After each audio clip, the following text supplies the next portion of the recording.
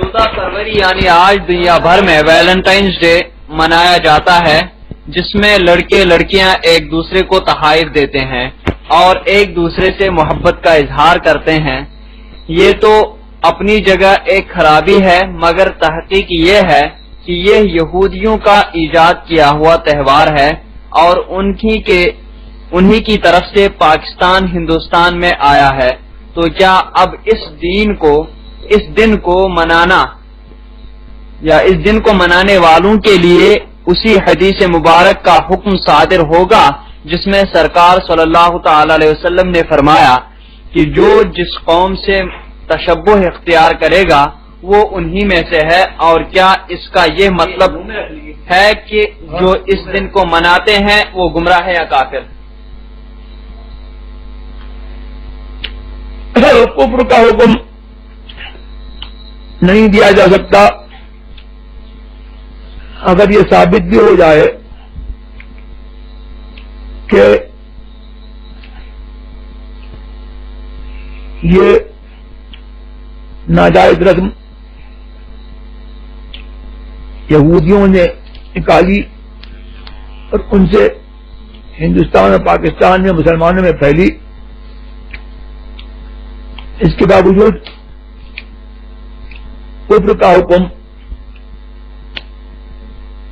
जब तक के क़स्द तशब्बुह यानी तशब्बुह इल्तिज़ामी जिसको कहते हैं कि साबित जब तक ये ना हो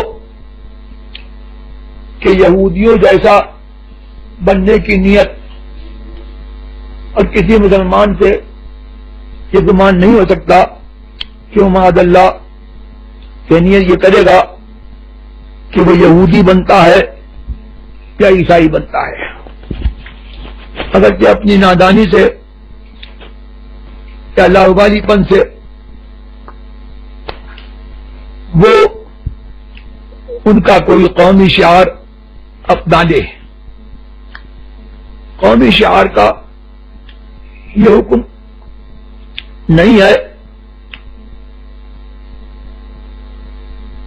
अलबत्ता ये भी हल्का नहीं है, गैरों का कौमी शिआर अपनाना सख्त हराम, बदकाम और कुफ्र अंजाम है और मजहबी शिआर में उनकी मुवाफकत ये मुतलक़त कुफ्र है। अलबत्ता ये बहुत बुरा है और लोगों पर, लड़के लड़कियों पर ये लाजिम है कि अपनी पाक दामनी की और पाकबाजी की, पाकशाही की हिफाजत करें।